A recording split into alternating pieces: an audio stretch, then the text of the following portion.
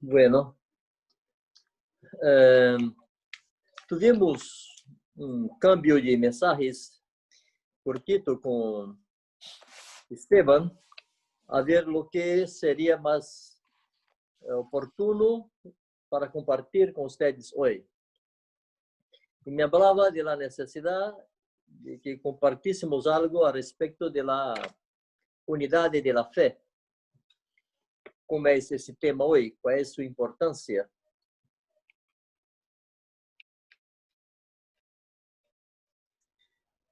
Solamente para ilustrar, serví como un ejemplo de cómo yo me veo entre aquellos que son entusiastas, no sé si esta palabra existe, de la unidad.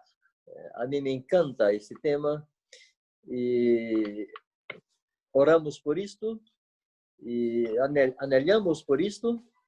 Tenemos un gran dolor en mirar la iglesia del Señor dividida como está.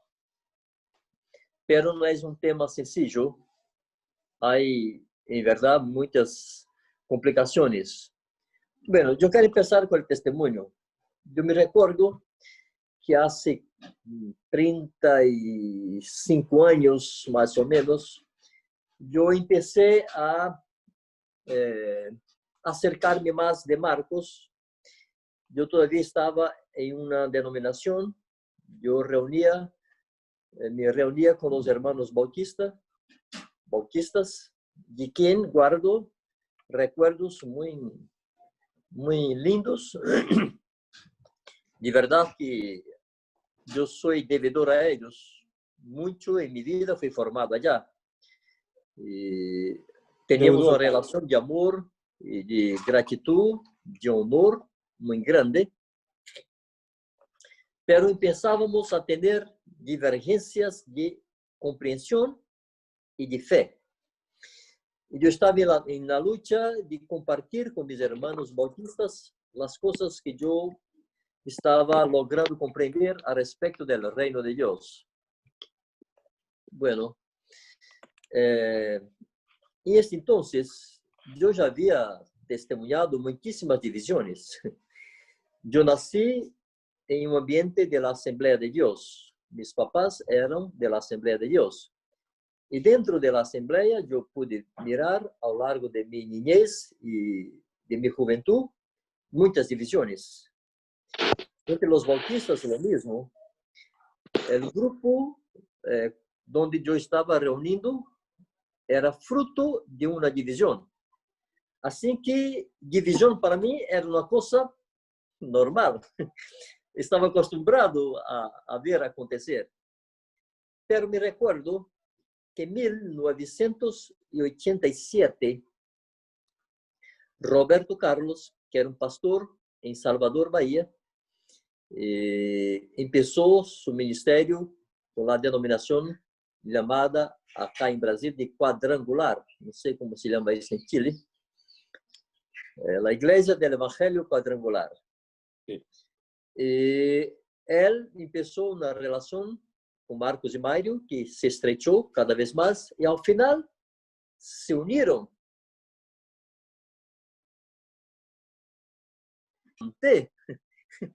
Yo dije, bueno, yo estoy acostumbrado a ver divisiones, pero no unidad.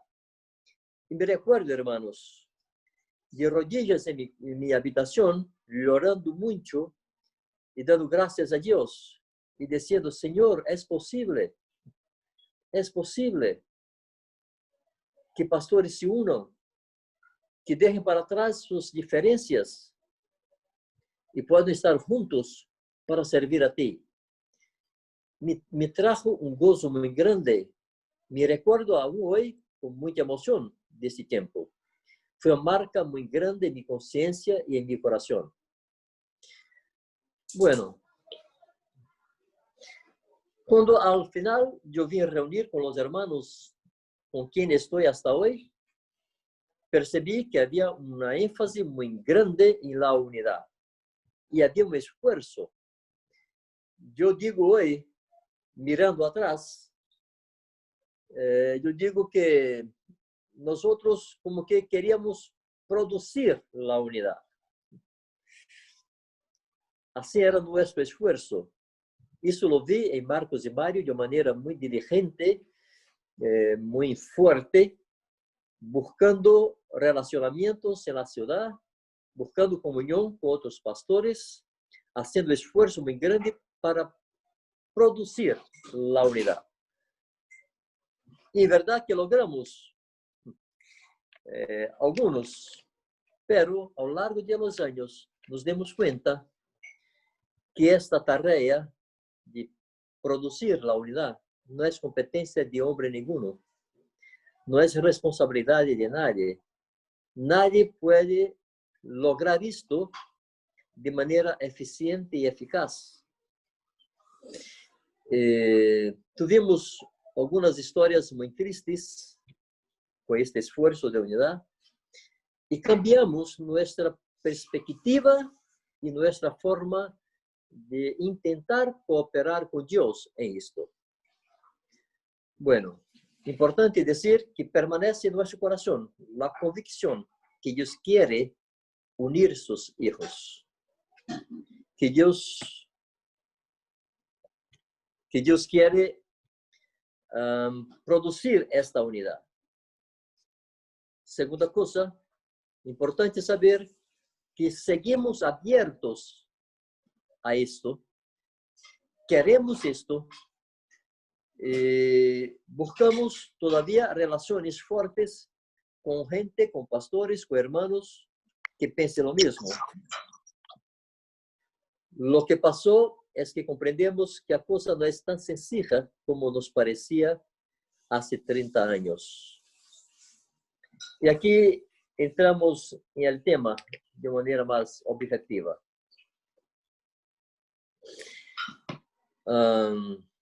Primero, aceptamos, eso está bien puesto en nuestro corazón, en nuestra mente, en nuestro espíritu, que no hay cómo garantizar que la unidad se va a perpetuar.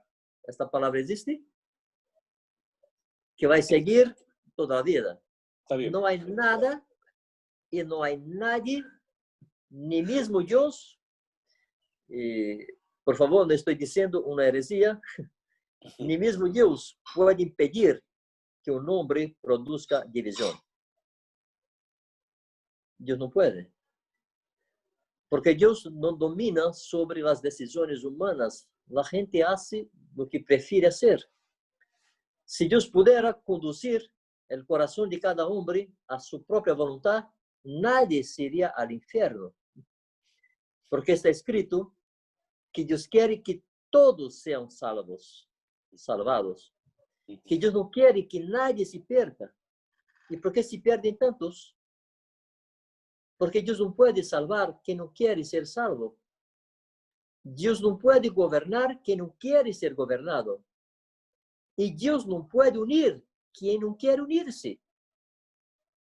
Entonces, es una tontería creer que por un milagro, por una actuación sobrenatural de Dios, todos los cristianos se van a unir y que después de eso nadie va a separar. No lo podemos creer. Las escrituras no nos animan a eso. Bueno, ¿cómo miramos hoy esa cuestión de la unidad y lo que creemos que son los motivos principales de la división? Primero es necesario entender que Dios tiene una sola familia en toda la tierra. En Efesios 4, primero Efesios, la carta de Pablo a los Efesios, capítulo 3. Después de Efesios 4. En el capítulo 3, versos 14 y 15, Pablo dice, por esta causa me pongo de rodillas delante del Padre. Verso 14. De quien toma el nombre toda la familia, tanto en los cielos como sobre la tierra. Dios tiene una familia. Los santos que ya se fueron, que ya duermen en Jesús, y los santos que permanecen sobre la tierra. En este exacto momento, hermanos, muchísima gente en todas partes del mundo se están convirtiendo al Señor y pertenecen a la familia de Dios. Yo quiero darles un testimonio muy interesante sobre eso. No sé cuántos de ustedes saben, pero yo viví en un país musulmán por 5 años. Vivimos en un país del norte de África. Y mi casa, nuestra casa ya, quedaba cerca del mayor aeropuerto del país. Quedábamos a 100 kilómetros de este aeropuerto. Entonces, toda la gente que llegaba de afuera, sean obreros, sean cooperadores financieros de la obra que se hacía allá, porque teníamos algunos proyectos sociales. No yo pertenecía a una organización que tenía muchos proyectos y yo estaba en uno de ellos.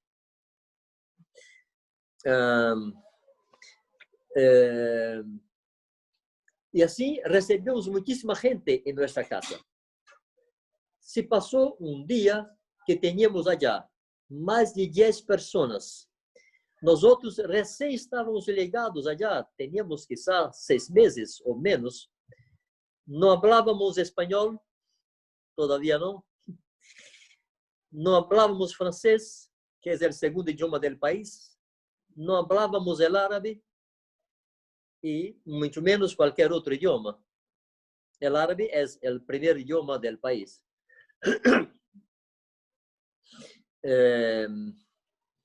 Entonces, ocurrió que teníamos en nuestra casa en aquel día más de 10 personas que vieron de distintas partes del mundo, de Europa, de América.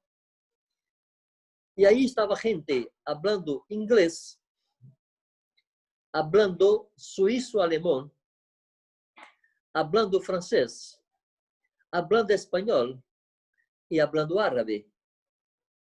Y nosotros nos quedamos ahí con la cara así, mirando a uno y al otro, y no lográbamos comunicarnos con ellos. Sencillamente ofertábamos lo que teníamos. Una muy exquisita comida brasileña para ellos allá. Mi esposa estaba ahí en la cocina providenciando comida para todos. Oferecimos a ellos comida, sillas para sentarse a la mesa y una risa muy larga. Y no más que esto. Era todo lo que teníamos para ofrendar. Mas, hermanos, se pasaba algo ahí. Nosotros teníamos comunión en el Espíritu. No poderíamos edificarnos. No poderíamos predicar, consolar, edificar, animar. No podemos hacer nada con nuestra fala, con nuestra voz. Pero el mismo Espíritu, hermanos, que testificaba con mi espíritu y aún hoy testifica que yo soy hijo de Dios. El mismo espíritu que testificaba y aún hoy testifica con el espíritu de Regina, mi esposa, que ella es hija de Dios. Este mismo espíritu habitaba en aquellos hermanos y hermanas y testificaba dentro de ellos que ellos son hijos de Dios. Entonces hay una comunión en el espíritu. Porque todos los que reciben a Cristo verdaderamente, que experimentar el nuevo nacimiento, pertenecen a Cristo. En ellos habita el mismo Espíritu. ¿Comprenden? Entonces teníamos comunión en el Espíritu. Y aquí podemos mirar en Efesios capítulo 4. Rogo-vos, pues, yo, el prisionero en el Señor, que andéis de manera digna de la vocación a que fuestes llamados. Esteban, Sí, quizás sea mejor que tú puedas leer en español. sí, no hay problema. Yo puedo cometer algún error acá y no queda bien. Por favor. Esteban, Efesios 4:1. pongo en la pantalla. Efesios 4, del 1 al 6. Esteban, Sí, pongo en la pantalla el Por versículo. favor. sí, puede ponerla.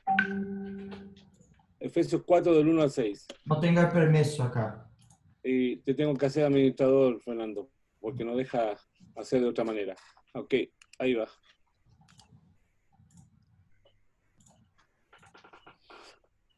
Efesios 4 del 1 al 6. Yo pues, preso en el Señor, os ruego que andéis como es digno de la vocación con que fuisteis llamados, con toda humildad y mansedumbre, soportándoos con paciencia los unos a los otros, solícitos en guardar la unidad de la fe, solícitos en guardar la unidad del espíritu en el vínculo de la paz. Un cuerpo, un espíritu, como fuisteis también llamados en una misma esperanza de vuestra vocación. Un Señor, una fe, un bautismo, un Dios y Padre de todos, el cual es sobre todos y por todos y en todos. Aleluya. Miremos bien el verso 3. Habla de se esforzar de forma diligente. Es un esfuerzo consciente, deliberado, es un ejercicio. No es una cosa así espontánea, voluntaria, no. Es un ejercicio, un esfuerzo. ¿Para qué? Para guardar, para no permitir que se pierda, para preservar la unidad del espíritu. Percibe, hermanos, que ese espíritu ahí es el espíritu de Dios. No es la unidad en nuestro espíritu. Es la unidad del espíritu de Dios. Es la habitación de este espíritu de Dios en cada uno de los hijos de Dios que forma la grande familia de Dios. Y nos hace uno, nos hace la novia del Cordero, la iglesia de Dios, la casa del Dios vivo. Son todos estos, de toda língua, tribu, pueblo y nación, que serán tomados para Él cuando vengan las nubes con la gloria de su Padre y de los santos ángeles. Bueno, esta es una realidad universal. No sé si ustedes todos lo saben, pero la palabra católica significa universal.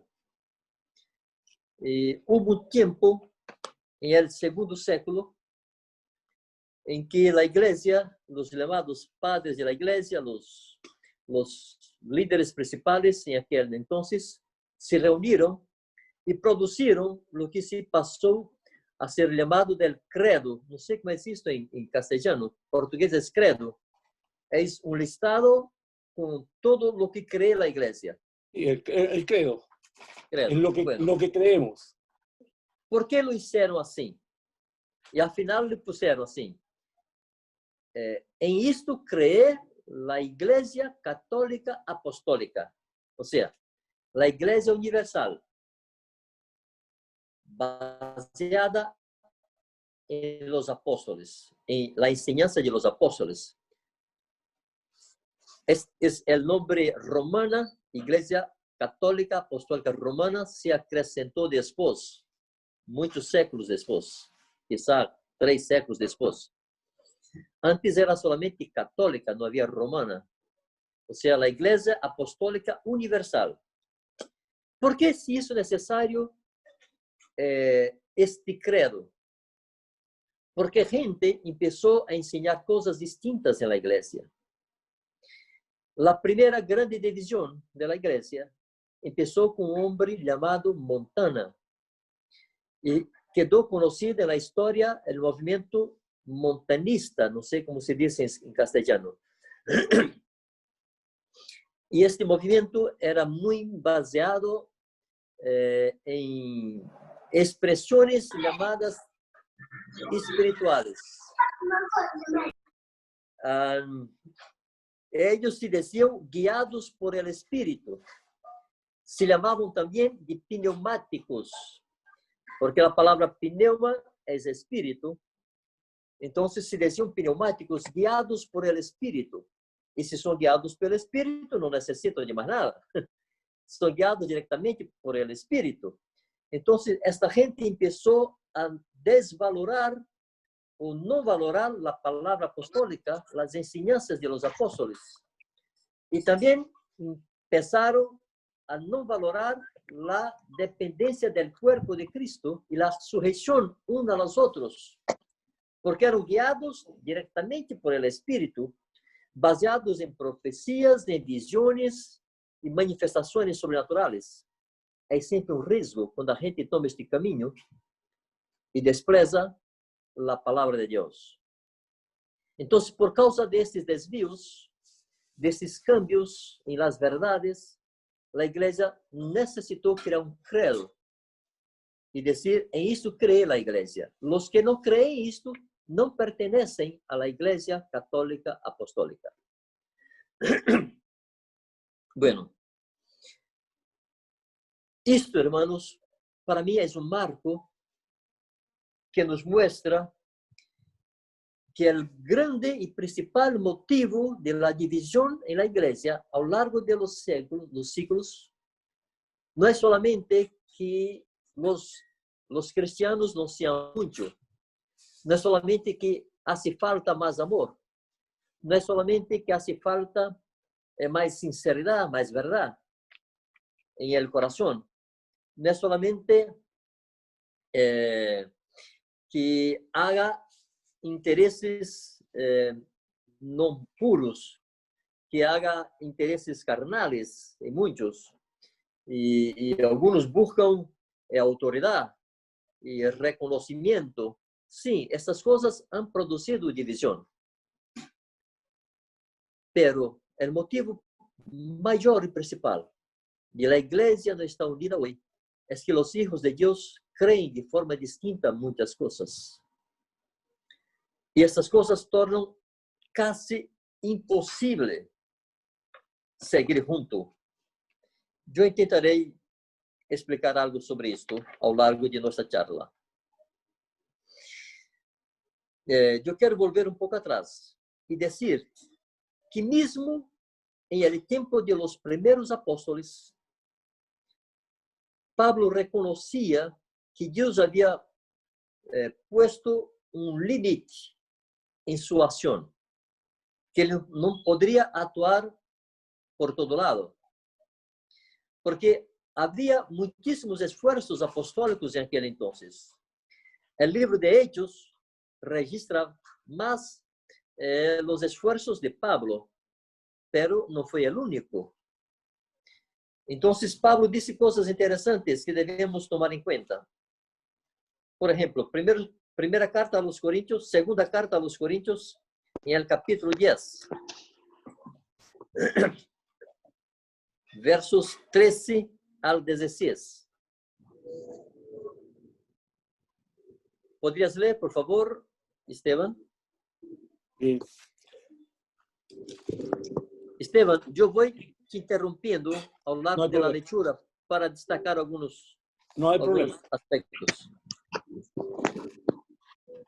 Pero nosotros no nos gloriaremos desmedidamente, sino conforme a la regla que Dios nos ha dado por medida para llegar también hasta vosotros. Perdón, déjame hablar un poquito de esto. En portugués dice así: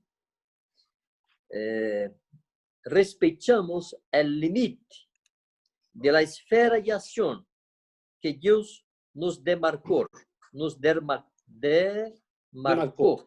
Demarcó. y que se extiende hasta vosotros.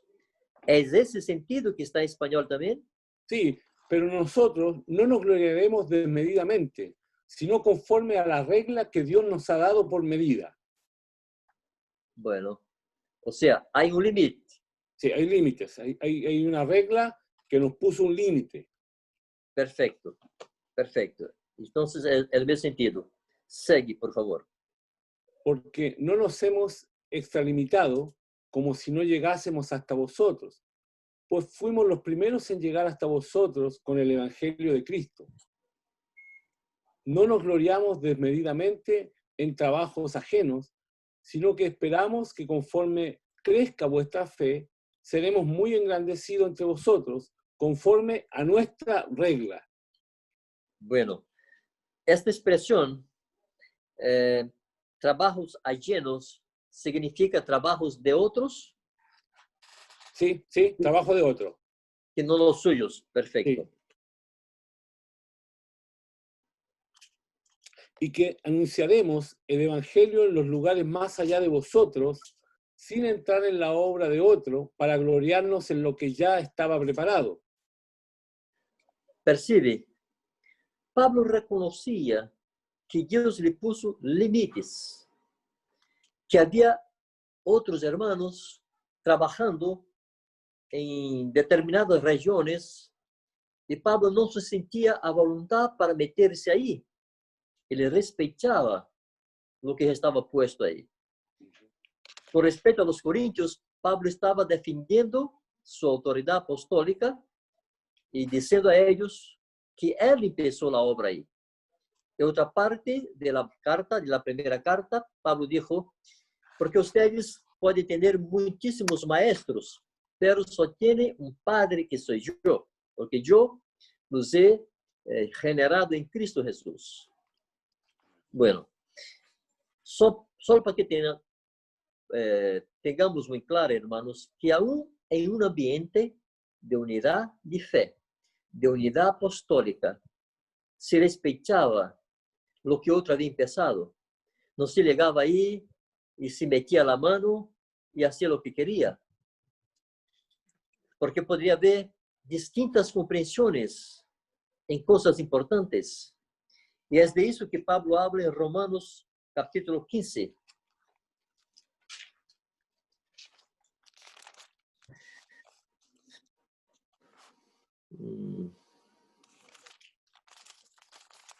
A ver. 15, verso 20. ¿Puedes leer, por favor? Y de esta manera me esforcé a predicar el Evangelio, no donde Cristo ya hubiese sido nombrado, para no edificar sobre un fundamento ajeno. Bueno, o que seria fundamento ajeno? Paulo está dizendo que outro lançou um fundamento e que ele não queria estar aí edificando sobre o fundamento que outro lançou. Porque pode haver coisas distintas e resulta muito difícil edificar. Eu lo experimentei, hermano, em meu serviço allá em norte de África. Porque allá já há igreja. E aqueles irmãos receberam um evangelho, pero este evangelho que receberam eles não está muito de acordo com o que lo creemos nós outros. E poder edificar sobre isto resultava muito difícil, porque eles tinham convicções que não eram as mesmas. Isso afetava de forma direta nossa forma de trabalhar. E Pablo não queria ser assim. Ele queria trabalhar com gente que pensava lo mesmo, que sembrava lo mesmo e que edificava lo mesmo. Nós outros, acá em Brasil, majormente em Salvador, temos alguns critérios para receber irmãos que vêm de distintas partes e temos o mesmo discurso com gente entre nós outros que querem apartar-se para reunir em outro lado. A los que querem sair, decimos assim, hermano, ¿qué passou? Porque queres alejar-se de nós outros. E eles explicam seus motivos e muitas vezes querem sair não porque estão creyendo de forma distinta, sino que se sentem ofendidos, porque não foram muito amados, porque não foram compreendidos, porque foram injustiçados, porque no se sienten muy aceptados, porque uno le miró con la cara fea, porque otro no le mostró la risa más linda que tenía. Bueno, porque le pisaron el pie. Son motivos personales, de dolores personales, de relacionamientos heridos. Pero cree lo mismo. Y nós le decimos así, hermano, no creemos que debéis salir. Porque lo que tú tienes son problemas de relacionamiento y no de conciencia y fe. Y a donde tú vas, tú tendrás problemas de relacionamiento. Debes permanecer y arreglar las dificultades que tiene. Si uno quiere llegar y reunir con nosotros, le hacemos la misma pregunta. Mi querido, ¿por qué queréis estar acá con nosotros? ¿Usted cree como nosotros creemos? ¿Comprende las cosas que comprendemos? ¿Está dispuesto a caminar como caminamos nosotros? Porque si ustedes romperon con vuestra comunión donde estaban, por dificultades de relacionamiento, lo mejor es que retornen y arreglen. El único motivo legítimo para salir de allá es si usted ya no cree más como ellos. Si hay divergencias de comprensión y de práctica muy grande, entonces sí, son recibidos, si creen como nosotros ahora. Yo sé, hermano, que hay gente que a ellos no les gusta este discurso, porque les parece, les suena como si fuera una exclusividad, como si quisiéramos ser exclusivos. ¿Así se dice? ¿Exclusivos? ¿Sí? Bueno, como si quisiéramos ser exclusivos, o como si fuera un preciosismo, como si quiséssemos ser, como se dice acá en Brasil, los dueños de la verdad. Y yo les explico que no se trata de eso. Es una cuestión de conciencia. En la carta de Judas, el hermano de Jesús, el hijo de María y José, una carta muy chiquita, solo tiene un capítulo. En el verso 3 y verso 4, hay una expresión muy interesante. ¿Quién podría leer? Esteban. Sí. Ahora, dice, amados, por la gran solicitud que tenía de escribiros acerca de nuestra común salvación, me ha sido necesario escribiros exhortándoos que contendáis ardientemente por la fe que ha sido una vez dada a los santos. El 4. Porque algunos hombres han entrado encubiertamente, los que desde antes habían sido destinados para esta condenación, hombres impíos que convierten en libertinaje la gracia de nuestro Dios y niegan a Dios, el único soberano, y a nuestro Señor Jesucristo. Bueno, dime si el sentido en el castellano es lo mismo que hay acá en portugués. En portugués, el sentido es el siguiente. Judas estaba muy deseoso de escribir a los hermanos a respecto de la común salvación. Sí. Judas quería hablar a ellos de la obra de Cristo, de la encarnación, de la vida de Jesús acá, de su muerte en la cruz, de su resurrección, de su exaltación, la salvación que nos fue providenciada por la muerte en la cruz y por la resurrección de Jesús. Amén. Nuestra común salvación. Amén. Pero se vio obligado a cambiar el motivo de su carta. Y en vez de hablar de eso, empezó a hablarles de la necesidad de pelear, de batallar por la fe, que una vez por todas fue confiada a los santos. Perciban que hay unas 3 cosas muy importantes en este versículo 3. Primero, Judas habla de pelear por la fe. Bueno, a fe ahí no se refiere a la capacidad de creer. No es en el sentido que está, por ejemplo, en Efesios capítulo 2, versos de 8 a 10. Por la gracia sois salvos mediante la fe. No es esto. También no es lo que está en Filipenses 3, cuando Pablo fala que no tiene justicia propia baseada en la ley, sino la justicia que es baseada en la fe en Jesús. No es de esta fe que está hablando Judas. Judas está hablando de la fe en el sentido del contenido de la fe. O sea, aquellos valores del reino de Dios en los cuales nosotros creemos y los tomamos para nuestra vida. ¿Por qué sé que es así? Por lo que él dijo en el verso 4. ¿Podría leer, por favor? Sí, porque algunos hombres han entrado encubiertamente, los que desde antes habían sido destinados para esta condenación, hombres impíos que convierten en libertinaje la gracia de nuestro Dios y niegan a Dios, el único soberano, y a nuestro Señor Jesucristo. Bueno, estaban transformando el libertinaje, ¿así está? Sí, libertinaje, la gracia. La gracia de nuestro Dios. Estaban cambiando las enseñanzas. Estaba afectando la doctrina. Entonces, era necesario cambiar, era necesario luchar contra eso. Entonces, la primera cosa importante entender es que ahí está hablando del contenido de la fe, o sea, las enseñanzas del reino de Dios, las enseñanzas de los apóstoles, la doctrina de Cristo no se puede cambiar. Segunda cosa importante que dijo es que tendremos que luchar.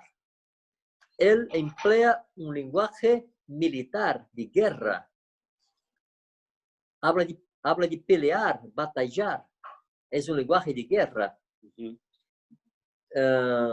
Hermanos, las guerras existen cuando hay amenazas. Un país só entra en guerra con otro cuando se ve amenazado por otro. Y acá la fe estaba amenazada. Entonces era necesario luchar, pelear, defender. La tercera cosa importante es que Judas dice que esta fe fue confiada a todos los santos y no solamente a los apóstoles o a los presbíteros o los diáconos o los líderes de las iglesias y las casas. No. Esta fe fue confiada, puesta bajo la guarda de todos los santos. Todos los santos, todos los discípulos de Jesús son responsables en guardar esa fe y luchar por ella para que no se pierda. Bueno, es importante entender, hermanos, que es este contenido de la fe que forma nuestra conciencia. Las cosas en las cuales creemos determinan nuestra conciencia. Y nuestra conciencia determina nuestras elecciones, nuestras decisiones, determinan nuestras acciones. Nuestro comportamiento es determinado por nuestra conciencia. Y nuestra conciencia es determinada por el contenido de la fe. Y aquí está la cosa importante, que para mí es la causa mayor de la división, el motivo mayor de la división. Yo quiero sacar acá algunos ejemplos,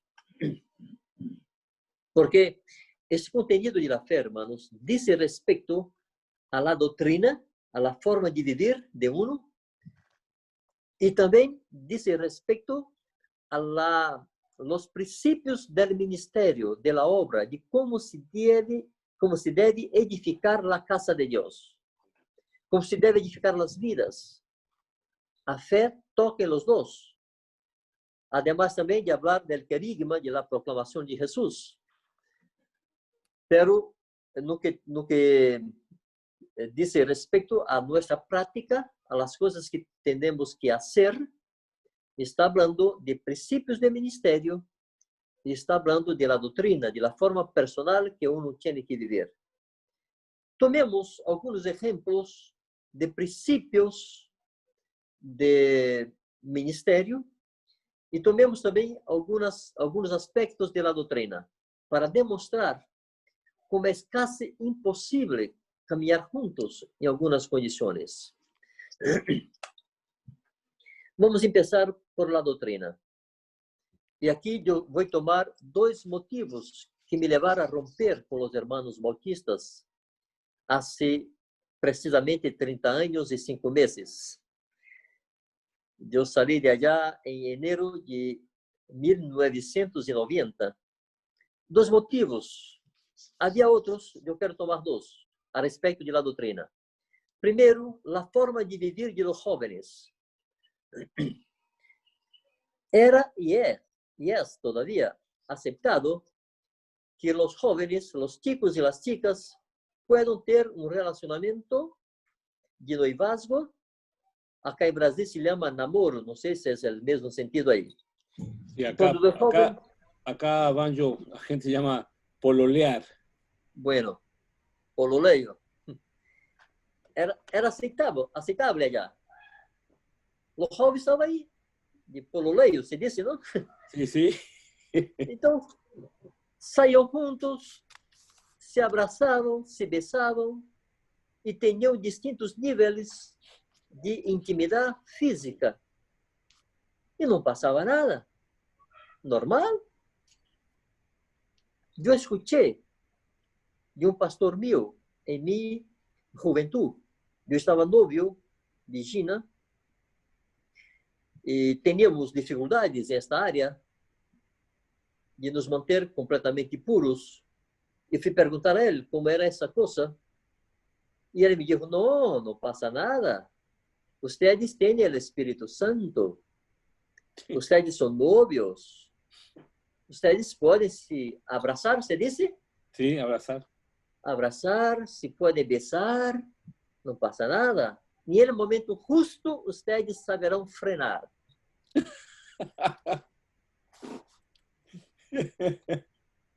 Complicado, ¿eh? Complicadísimo.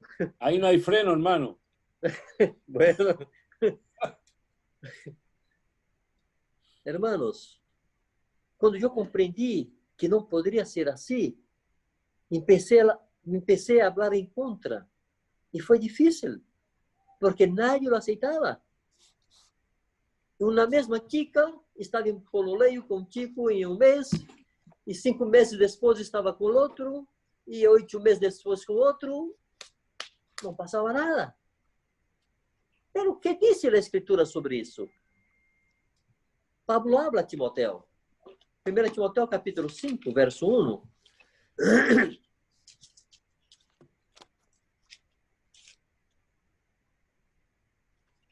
Verso 2. Bueno, 1 y 2. Por favor. No reprendas al anciano, sino exhórtale como a padre, a los más jóvenes como a hermanos, a las ancianas como a madres, a las jovencitas como a hermanas con toda pureza. ¿Cómo se debe tratar los jóvenes a las chicas? A las jovencitas como a hermanas con toda pureza. ¿Perciben? Como a hermanas, con toda pureza. Cuando uno se casa, la Biblia dice que el cuerpo de la mujer pertenece a su marido y el cuerpo del marido pertenece a su mujer. Pero, mientras no se casan, son hermanos. Y no puede haber intimidad. No puede estar tocando el cuerpo del otro. Porque son hermanos. Por favor, en 1 Tesalonicenses capítulo 4,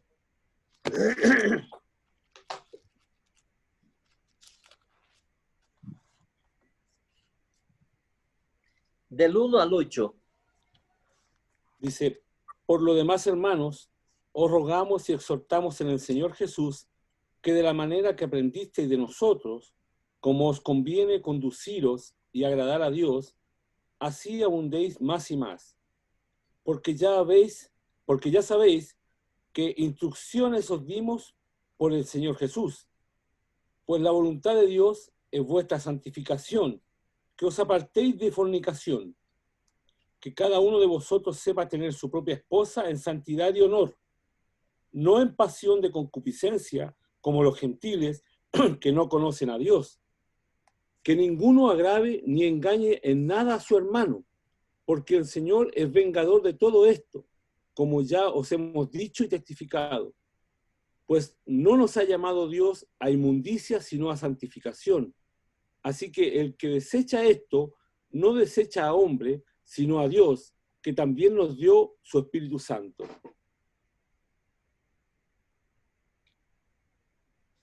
Al micrófono. Banjo, el micrófono está cerrado. Gracias, gracias.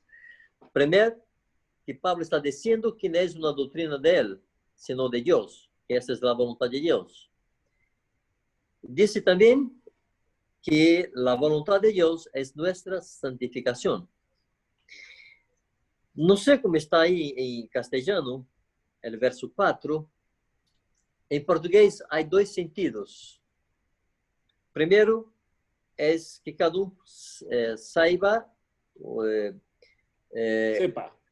sepa, gracias, possuir o próprio corpo em santificação e honra. Outro sentido, em algumas versões, diz que cada um sepa buscar esposa. Sí. Acá dice tener su propia esposa. Tener. Bueno. Pero el sentido y el contexto está hablando de una relación entre marido y mujer o de un soltero que está buscando matrimonio. Sí, es un soltero porque el versículo anterior dice que tenemos que apartarnos de fornicación. Bueno, perfecto. Entonces estamos de acuerdo. Mira vos. Entonces el sentido sería tener la esposa, sería buscar la esposa. Amén. En santificación y honra. No con el deseo de lascivia, como los gentiles que no conocen a Dios. Y que en esta materia, nadie, como está ahí, verso 6, defraudar. Que ninguno ofender, agravie ni engañe en nada a su hermano. Nadie lo agravie, nadie lo puede dañar ni engañar. Bueno, ok. Hermanos, en portugués está defraudar. ¿Esta palabra existe en castellano? Sí, sí, defraudar. Defraudar, el sentido, mas hay dos formas de entender defraudar. La primera es lograr algo con engaño, algo sobre el cual no tiene derecho, pero lo logra alcanzar por engaño. O sea, en ese sentido, la intimidad sexual, un soltero no tiene derecho a esto. Y muchos lo logran con engaño, con disimulación. El otro sentido de defraudación es ofrendar algo que no tiene la intención de concretar. Solo para ilustrar un ejemplo. Toma por la mano un chico gordito que le encantan los dulces y lo llevas a un de esos lugares que hay de todo, de todos los dulces, los más hermosos, los más saborosos, y sai perguntando al chiquito gordito, ¿le gusta esto? Sí, me encanta, eso sí, lo quiero mucho, y apunta todo. Y después sai con él y dice, no te voy a dar nada, lo mata. Pobrecito. Isso é um sentido de defraudar também. Hermanos, quando dois solteiros começam a ter qualquer nível de intimidade, se estão defraudando um ao outro. Porque alguns pensam assim, não poderemos concretar, não teremos relações sexuais, mas se tocam fisicamente. Estimulam coisas que não poderão levar adelante. Pablo está dizendo que isso é pecado. É impureza. Como pode, então eu estar em um ambiente onde os jovens se tocam assim e pololeiam e eu não posso dizer nada? E não posso fazer nada? Coisas que seriam necesario que hubiera una disciplina en la iglesia, una corrección. Pero no puedo porque es normal allá. ¿Cómo lo haré? ¿Perciben que no es sencillo? Porque hay una situación, imagínate que yo soy pastor sobre una congregación o soy simplemente un hermano y veo dos jóvenes en pololeo y viven en pecado y impureza. Y yo voy a corregir a ellos, decirles, está en pecado, no puede hacerlo. Y viene el papá de ella y el papá de él dice, no te metas ahí. Es normal. ¿Y qué hago yo? Quedo ahí a mirar, sin hacer nada. Un otro aspecto de la doctrina. Divorcio y recasamiento. Nosotros creemos que no hay un segundo matrimonio. Que el matrimonio es por toda la vida. No es el tema ahora, no vamos a intentar demostrar eso ahora, pero así lo creemos. Nos tenemos acá, hermanos, entre nosotros, hombres y mujeres, que el cónyuge, el esposo, la esposa, se apartó y se quedaron solos. Hay acá un hermano que su esposa lo abandonó hace 25 años. Está ahí viviendo para el Señor, haciendo discípulos. 25 años sin esposa, sin mujer, y no tiene una vida de impureza. No hay un histórico de impureza en estos 25 años. Tenemos un joven acá en Brasil. Conozco dos situaciones de dos hombres de 30 años, casados há 2 años, que la esposa se fue, lo abandonó. Están ahí, en su juventud todavía, 30 años, separados, manteniéndose puros, porque creen que el matrimonio es uno. Y creemos que si uno que se divorcia de su esposa, o una que se divorcia de su marido y vuelve a casarse, está en adulterio. ¿Y cómo haría yo en un ambiente donde hay gente recasada, que yo tengo como adúltera o adúltero, y la iglesia lo recibe normalmente? ¿Cómo es posible seguir en comunión? Porque, hermano, si yo acepto que puedo tener comunión con un adúltero, yo tendré que tener comunión con un ladrón, con un mentiroso, con un homicida, con cualquier pecador. Percibe? No es sencillo. Yo no puedo convivir, tener comunión con una persona que yo considero que es un adúltero o una adúltera. Y esto, hermanos, son cuestiones de fe, de entendimiento de lo que dice al final las Escrituras. Tomemos ahora 2 aspectos o 3 de principios del ministerio. Bautismos, por ejemplo. El medio bautista donde yo me convertí, y voy a decir, en verdad, yo guardo recuerdos muy hermosos, aún que en nuestra historia hubo tensiones y al final yo tuve que apartarme por diferencias y divergencias de entendimiento y fe, pero teníamos una historia muy hermosa de amor y de servicio. Pero en aquel ambiente, para que uno pudiera bautizarse, tendría que quedar 5 meses, 4 meses, 6 meses, haciendo clases de nuevos convertidos.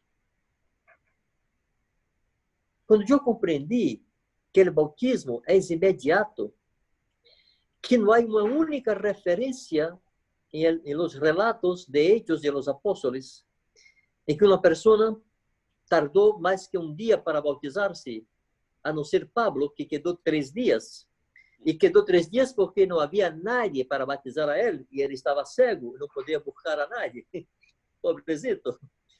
E algo assim, quando Ananias se acerca dele, lhe dijo, ¿por qué tardas? ¿Por qué te demoras? Levántate, recibe el bautismo. y lava tus pecados, invocando el nombre de Jesús. Pero, hermanos, todos los registros que hay hechos, el bautismo se siguió a la definición de fe. Todos los relatos. Uno creyó, escuchó, creyó, se arrependió, bautiza. Todos. Por ejemplo, déjame tomar dos ejemplos. Para mí son los más clásicos. Los 3.000 en Pentecostes, en Jerusalén.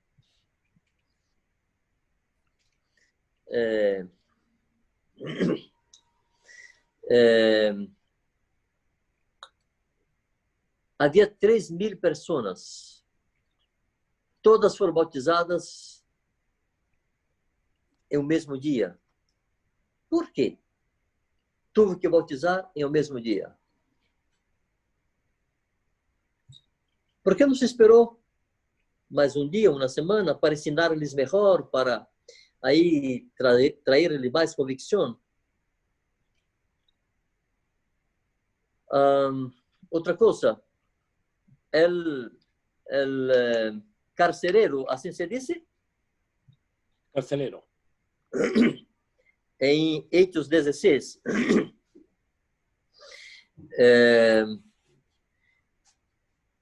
Hermanos, percebam que aquele relato, Pablo e Silas estavam presos por correntes, por cadenas, vino um terremoto, todos foram liberados, todos os presos, pero nadie fugiu.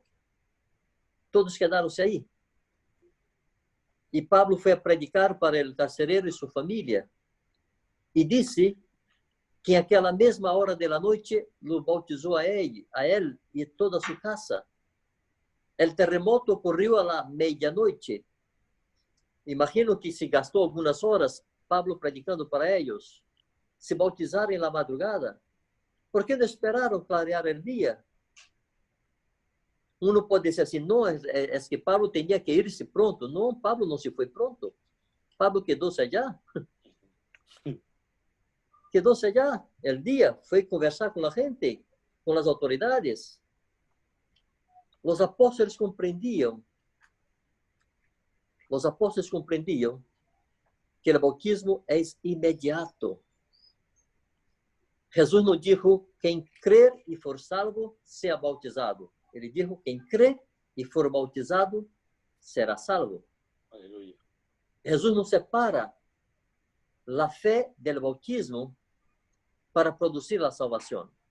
Bueno, esse é todo um tema que se pode, em outra oportunidade, se aclarar melhor. É só para dizer, como posso quedar-me em um ambiente e que uno creyó, se arrependió e necessita passar 5 meses para bautizar-se? Houve uma situação allá que me marcou. Um chico a quem eu estava tentando discipular me buscou e disse, Vanjo, eu não sou convertido, eu estou enganando aqui há anos, minha vida é assim, assim, assim, assim. Começou a contar seus pecados. Eu jamais me he cambiado. Meu bautismo foi um teatro. Não se passou nada aí. Eu quedei o mesmo, fazendo as mesmas coisas. Eu necessito bautizar-me. Eu estou arrependido agora. Eu entendi o reino de Deus. Eu quero bautizar-me. E eu levei ao pastor da igreja. O pastor me disse, bueno, eu estou de acordo, este homem, este chico, em verdade, não é convertido e tem que bautizar-se, pero eu não posso decidir. E tenho que levar a la assembleia da igreja.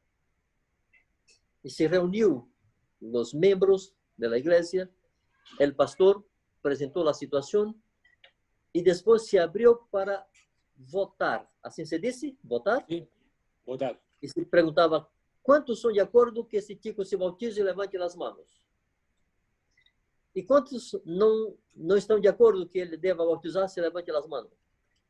Bueno, a maioria entendia que o chico não tinha que bautizar-se. E que se passou, não se bautizou. E o pastor disse à igreja, yo lavo mis manos del sangre de este. Es vuestra responsabilidad. Y yo pregunto, ¿y es así? ¿Qué hago en un ambiente de este tipo? ¿Cómo puede ser?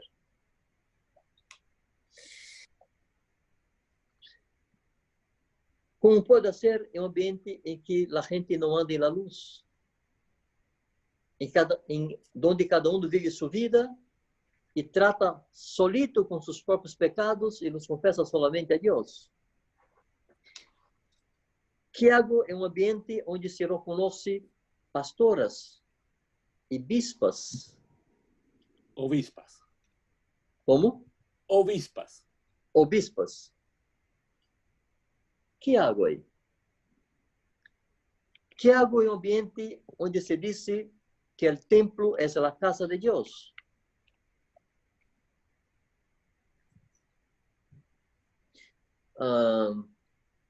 Hermanos, no son cosas sencillas.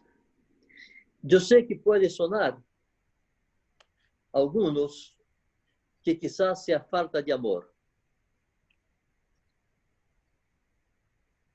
Yo me gustaría mucho que los hermanos mirasen con mucho cuidado de cómo los apóstoles trataron la doctrina y trataron los desvíos en los principios de la obra. Hay muchísima cosa en el medio cristiano, hermanos, que son errores muy fuertes y que agreden la palabra de Dios de manera muy fuerte. Tener el concepto correcto no garantiza que tendremos la práctica correcta, pero tener el concepto equivocado garantiza que tendremos la práctica equivocada. No podemos confundir compasión, misericordia, amor, con tolerancia con errores. La compasión, la misericordia es para los que se arrepienten. Si no hay arrepentimiento, yo me gustaría que alguien me mostrase en las Escrituras onde hubo misericordia para quien no se arrepintió, para quien no cambió. Aquel que confesa y abandona se dice, Abandona. alcanza misericordia. Hay una condición para el ejercicio de la misericordia. Ustedes no se recuerdan cómo Jesús le oraba sobre Jerusalén? ¿Y por qué le oraba Jesús? Él dijo, Jerusalén, Jerusalén, ¿cuántas veces yo quise agregar tus hijos? Como la gallina, se dice así. Gina. La gallina, No, la gallina lo hace con sus pintos, Pollitos. pollitos. Y ustedes no quisieron. Ustedes no quisieron. ¿Y qué hizo Jesús? Nada. Porque no podía hacer nada con quien no quiere. Hermanos, ¿por qué tanta gente se va al infierno? ¿Por qué Jesús habló de la puerta larga que conduce a la perdición y muchos pasan por ella? ¿Qué derecho tenemos nosotros de alargar la puerta del reino? Mira vos, Jesús fue el joven rico. Hay tres cosas muy importantes para percibir ali. Primero, aquel hombre era muy sincero. Él en verdad buscaba la vida eterna. Podemos mirar en el relato en el Evangelio de Marcos.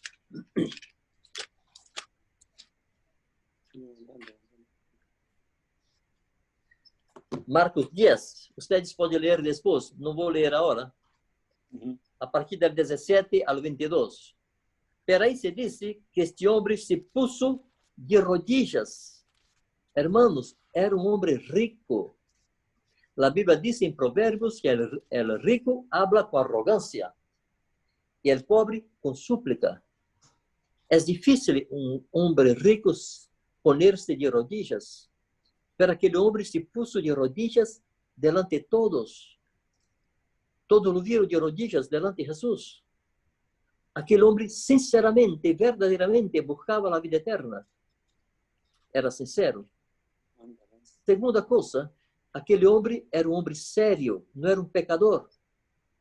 Não levava uma vida dissoluta de pecados. Porque quando ele perguntou a Jesus que deva ser para herdar a vida eterna, Jesus disse, cumpre os mandamentos. Ele disse, quais, Senhor? Jesus começa a dizer, não matarás, não roubarás, não dirás falso testemunho, não adulterarás, honra a tu padre e tu madre. 5 coisas práticas. E ele disse, hago isto desde minha niñez. Hermano, Jesus não lhe disse, eres um sepulcro caiado, blanqueado. Não disse isto.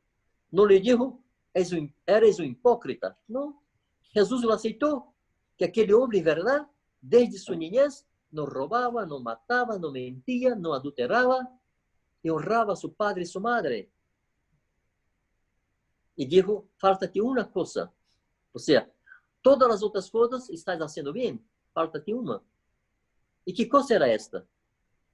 Não se tratava, sencillamente, irmãos, de vender o que tinha. Se tratava de sujeitar-se às ordens de Jesus. Este é o ponto. Era como se Jesus estivesse dizendo a ele, se não te puedo governar, não te puedo salvar. Isto é a verdade. Porque Jesus lhe deu uma ordem. Ele não a cumpriu. Poderia ser outra qualquer. Nem a todos os ricos Jesus deu esta ordem. Mateus era rico, Jesus não lhe disse, vende tudo. Disse, segue-me. Zaqueu era rico, e Jesus não lhe disse, vende tudo. A questão não era vender ou não vender. Se entendemos que a questão é ter riquezas, nadie poderia ter riqueza hoje no reino de Deus. Nenhum discípulo poderia ter posses. Todos teriam que vender tudo para seguir a Jesus. Não se trata de isso, irmãos. O ponto é o seguinte, quem te governa a ti? Queres a vida eterna? Eu necessito governar-te. E vou te dar uma ordem. Vende tudo. Não puedo. Bueno, se não podes vender, eu não puedo salvar. Ou se não puedes obedecer, se eu não puedo governar-te, eu não puedo salvar-te. Essa é a realidade desse texto. E perceba, irmãos, que acá Jesus está escrito que Jesus, mirando a ele, o amou.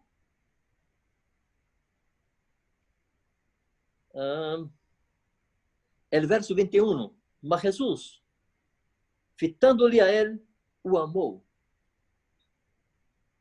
Hermanos, quando esta pessoa não quis sujeitar-se às condições de Jesus, aunque Jesus o amasse a ele se foi e se perdeu.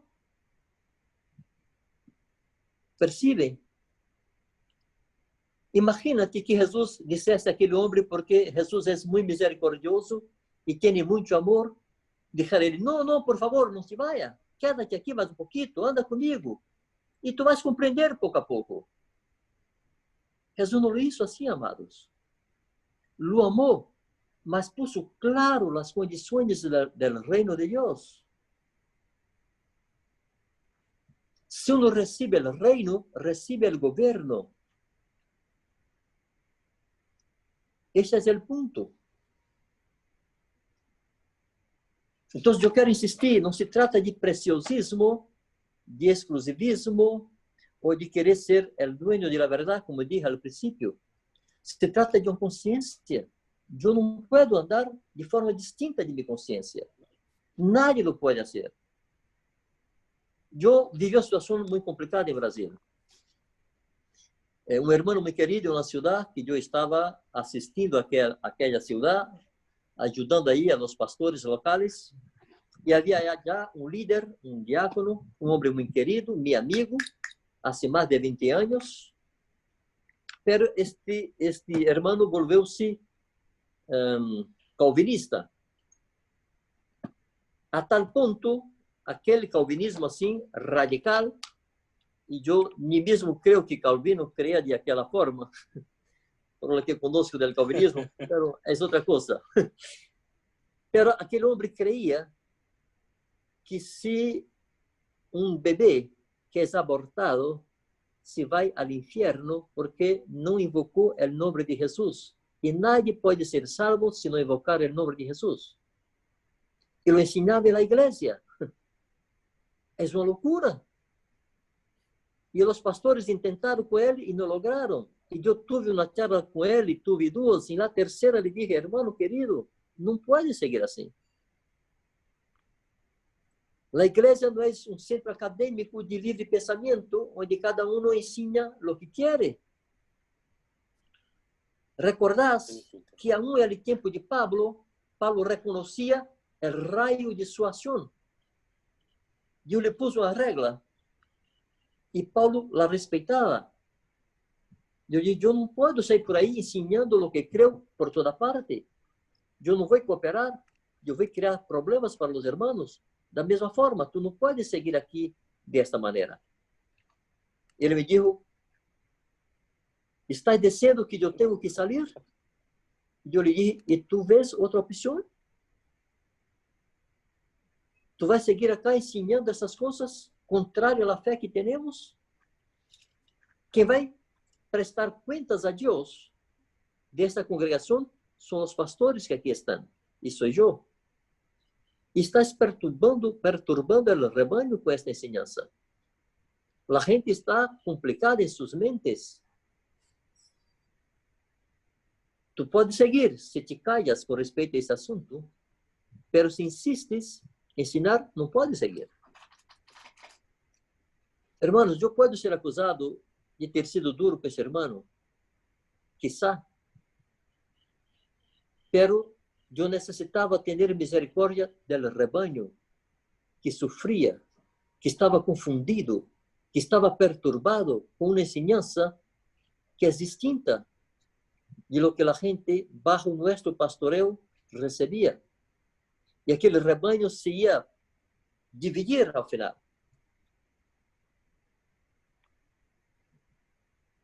Yo sé, hermano, que no es una cosa sencilla, porque si fuera sencilla, todos los creyentes estarían juntos. Y cada uno de ustedes tiene que preguntarse, ¿por qué la iglesia no está unida? ¿Será que es solamente por falta de amor? ¿Es solo esto? ¿Solamente esto? Yo estoy seguro que no, hermanos. Yo les digo, romper con los hermanos bautistas para mí fue traumático, porque los amaba y los tenía grande gratitud y honor. Fueron mis padres en la fe. Me dediqué a aquellos hermanos por 12 años, con todo, con mi tiempo, con mi plata, con mi casa, con todo que yo tenía. E eu passei 5 anos entre eles, creyendo de forma distinta, tentando harmonizar, e percebi que não haveria como.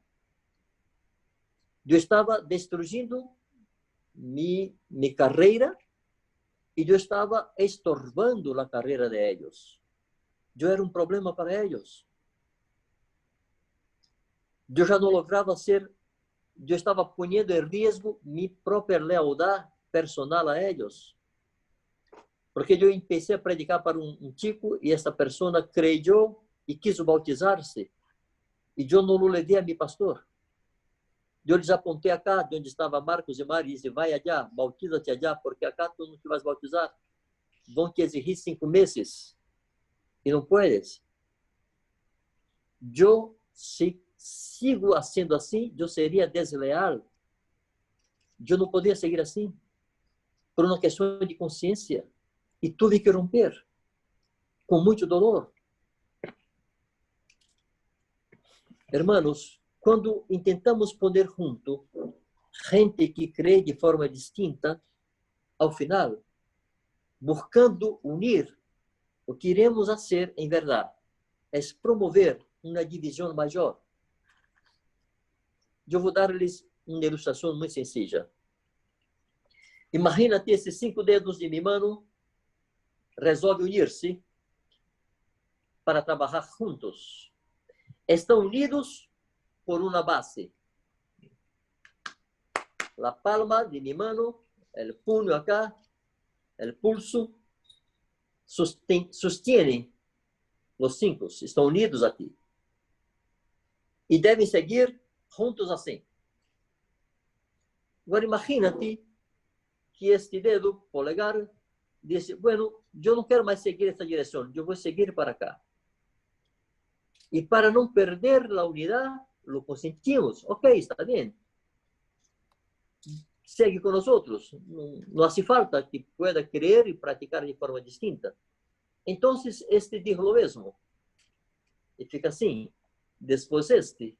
E este, al final, está assim. Cada um apunta em uma direção. Hermanos, quando projetamos isto por muitos anos, ao final, lá na ponta, as últimas gerações não têm qualquer compromisso com essa base de fé. E que se vai passar um rompimento e uma divisão maior. Eu lo he visto com muito dolor, em meio nosso mesmo. Temos gente muito querida, cercana de nós outros, que toda a vida luchou e luchou por la unidade. E queria unir, porque creía que lo más importante, lo que Dios más buscaba, era la unidad de la iglesia. ¿Qué se pasó al final? Hubo una gran división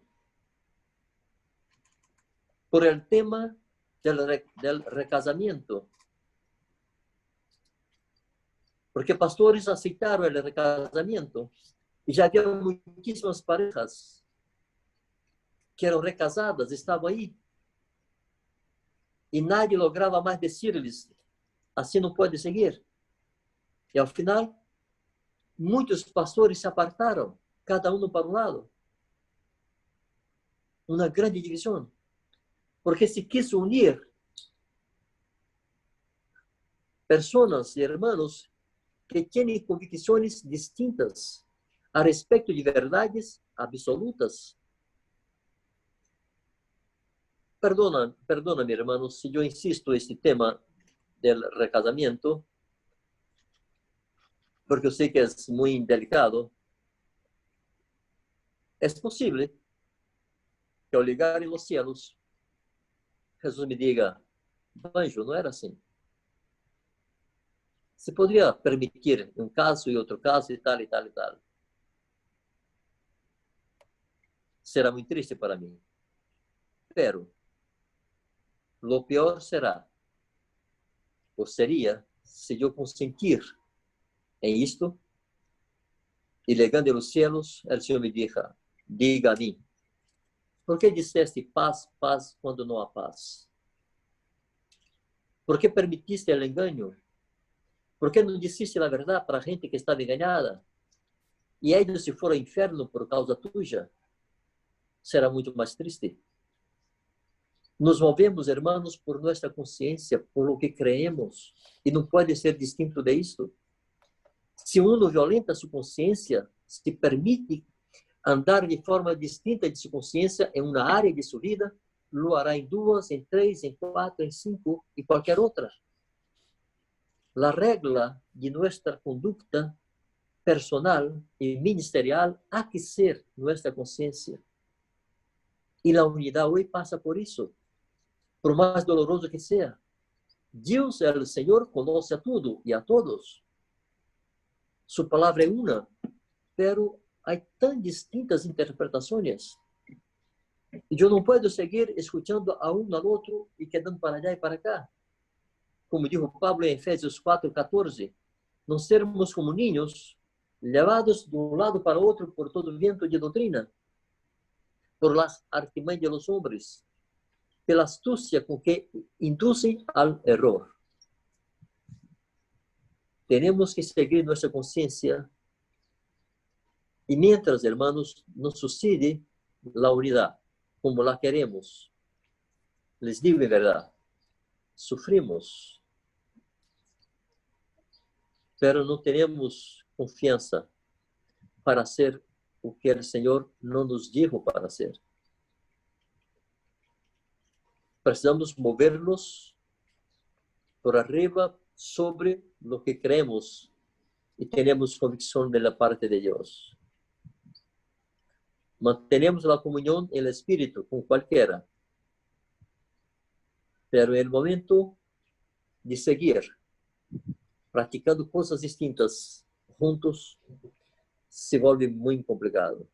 Andarando juntos, si no houver entre ellos acuerdo, está escrito. Yo tengo confianza, hermanos, que de alguna forma, en algún momento, Dios irá producir cosas grandiosas, irá hacer con que muchos se acerquen y se tornen uno. En este momento necesitamos aportar nuestra cooperación con abertura de corazón, con sencillez, sujeitándonos a la voluntad de Dios y alegrándonos con que Él producirá.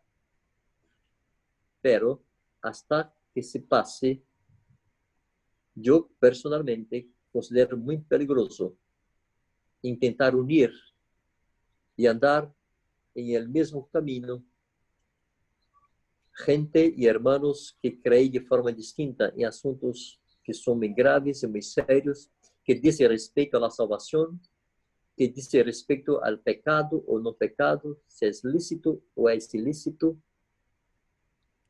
Que Dios nos conceda su gracia, hermanos. Para mí es siempre muy, muy complicado tratar de eso, muy doloroso, pero no tenemos autorización de Dios para hacermos de forma distinta de nuestra conciencia. Rogo al Señor que Él produzca en cada uno de nosotros fuerte convicción en nuestro hombre interior a respecto de cada verdad, para que possamos ser movidos de forma clara y firme por nuestra conciencia baseada en su palabra. Que Dios nos bendiga.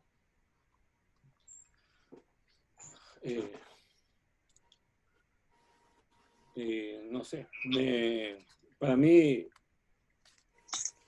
creo y doy gracias al Señor por la palabra, por lo que Banjo nos ha compartido ahora. Sin duda, hermanos, que creo que el Señor nos ha hablado.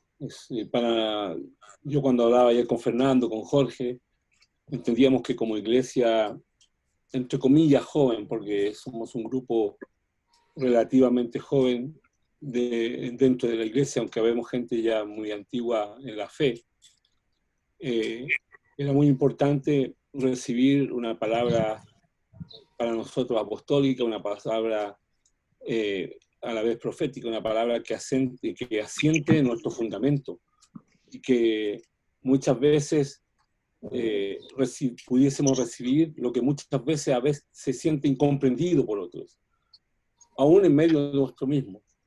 ¿Por qué hablamos siempre lo mismo? Pablo aconseja muchas veces durante las cartas, tengan un mismo sentir, hablen una misma cosa, un mismo parecer. Y yo consideraba y hablaba con los hermanos que era muy importante escuchar a Banjo en este sentido, para reafirmar las convicciones, para reafirmar la fe que tenemos, la doctrina, la enseñanza que hemos recibido. Y eso nos anima a ir hacia adelante, juntos en un mismo sentir. Y así que yo no sé si alguien quiere, tenemos un par de minutos, para alguna pregunta, lo pueda plantear y Banjo si nos puede cooperar. Así que si alguien tiene, puede levantar la mano o hacer algún gesto para preguntar algo específico. Ya, mire, es una duda con respecto a la parte de romanos, ¿ya? Yo personalmente, yo me relaciono con distintas personas a través del homeschool, de la educación en casa, distintas mamás cristianas, pero que no pertenecen a este sector de la iglesia. Entonces, con algunas de ellas tenemos diferencias fundamentales. Por ejemplo, el recasamiento o matrimonio en segundas nupcias. Pero en delante, Bango dijo que no era bueno hablarles, explicarles, porque en mi caso lo que yo trato de hacer es de explicarle o enseñarle lo que a nosotros nos enseña. ¿Me entienden? Entonces, me saltó la duda, ¿es mejor guardar silencio? ¿Es mejor escuchar y no decir lo que nosotros entendemos y lo que nosotros se nos enseña? ¿O es tratar de llevarlas a la palabra? Personalmente tengo una de estas conocidas que se está separando y ella está hablando de recasarse. Entonces yo le digo, no, ¿sabéis qué? Ojo con eso no corresponde en base a lo que dice la palabra. Y ella me dice, no, es que mi pastor me dice que sí. Yo así como, ¿qué hago? En este caso, ¿cuál es el consejo o qué debería hacer yo frente a este tipo de situaciones? Bueno, si tienes con estas personas, con estos hermanos, una relación estrecha, tienes acceso a ellos, yo creo personalmente que deberías, en amor, como dice en Efesios 4, Efesios 4:15, mas diciendo la verdad en amor. El amor no nos puede, perdón, el amor no nos puede impedir de decir la verdad. Y la verdad no puede se decir sin amor. Es la situación del joven rico que decía, Jesús lo amó a él, pero lo dijo la verdad. Lleno de amor, le dijo la verdad. La verdad no se cambia. Hermanos, cuando atacamos la verdad, atacamos a Cristo mismo, porque Él dijo, yo soy el camino, la verdad y la vida. Cuando echamos la verdad, estamos echando a Cristo. Jesús dijo a su papá en su oración en Juan 17, Padre, santifícaos en la verdad. Tu palabra es la verdad. No hay otra forma de santificar sino por la verdad. Y la verdad es la palabra de Dios. Y Jesús es el verbo encarnado, es la palabra encarnada. Él mismo es la verdad. ¿Percibe? No tenemos autorización de Dios para permitir que alguien siga en el engaño. Si tenemos acceso a esa persona, podrías mirar, por ejemplo, en Ezequiel 3. Y creo que 3 y también Ezequiel 18, cuando habla del atalaya, no sé cómo se dice eso en castellano. Atalaya. Atalaya, ¿no? Sí, atalaya. En que él dice que el profeta era responsable en advertir a la gente. Ele dijo, si uno vive en el pecado y tú no le adviertes a él y él morre en su pecado, de ti te voy a cobrar. Podéis leer después, del 16 al 27. Naturalmente que tenemos que contextualizar esta palabra, pero hay algo ahí que es absoluto, que es la responsabilidad de aquel que tiene el conocimiento de Dios. No se puede callar delante de una situación que claramente está contraria a la palabra de Dios. No se trata de acusar, de poner el dedo. Hermano, déjame decirles algo que es importante para mí. Algunos de ustedes, por lo menos creo que Esteban y la gente de Salvador ya me ha escuchado hablar mucho de mi papá. Para mí fue el mayor modelo de padre, de hombre, de esposo. Lo tengo en grandísimo honor, su memoria ya es muerto hace 3 años. Yo buscaba copiar a él en todo. Perdona que yo me alargue un poquito, pero yo tengo ese tema muy importante.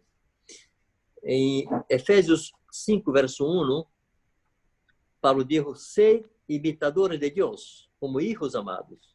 Cuando yo leí esto, yo comprendí lo que Pablo está diciendo, porque yo quería imitar a mi papá en todo. Todo. Incluso cuando mi abuela hacía el pan tostado, no sé cómo se dice ahí, ponía el pan en el fuego, y yo decía, vovó, abuela, yo quiero mi pan bien torradito, negrito como mi papá. El café con leche, yo quería con poca leche, porque quisiera que quedase negrito como mi papá. Yo lo imitaba en todo, la forma de hablar, la forma de andar, la forma de poner los pelos. Bueno, mi papá quedó-se viuvo con 34 años, con 8 hijos. casou-se uma segunda vez. Casou-se uma segunda vez com 35 anos, tinha menos de um ano depois estava casado com minha mamã, uma jovencita de 22 anos, e com ela ele teve 7 filhos. Nós éramos 15 filhos. Eu sou o 10º, sou o segundo de minha mamã. Pero quando meu pai estava com 68 anos, minha mamã se morreu e ele se quedou viúvo. Meu papá se converteu quando tinha 18 anos, de uma família muito católica, muito idólatra. O papá dele, meu abuelo, andava por la calle levando arriba la santa, como se diz. La Virgen. Sim, a Virgem.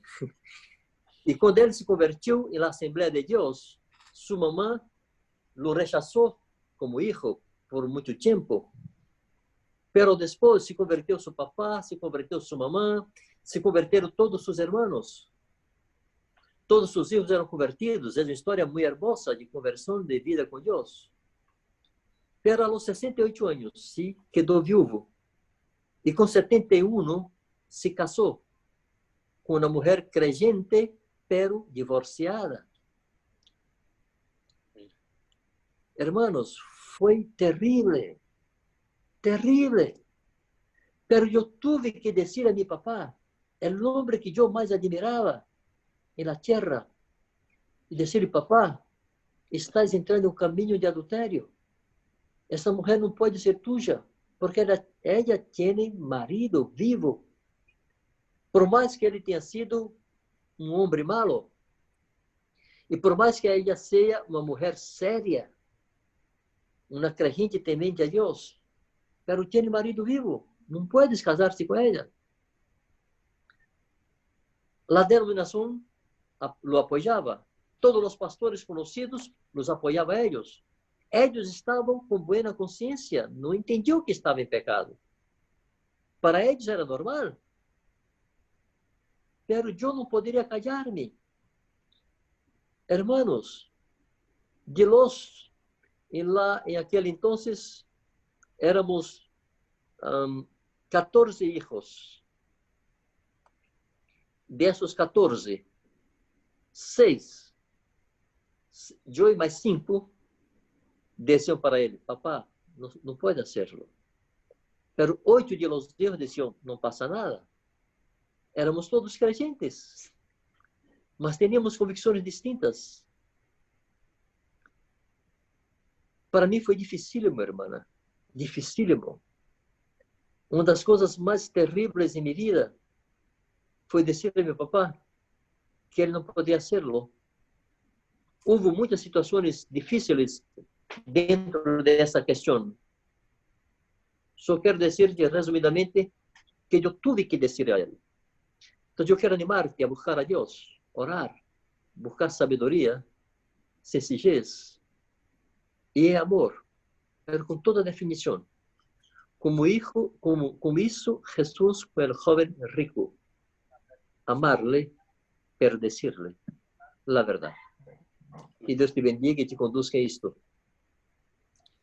Te aporte muita sabedoria.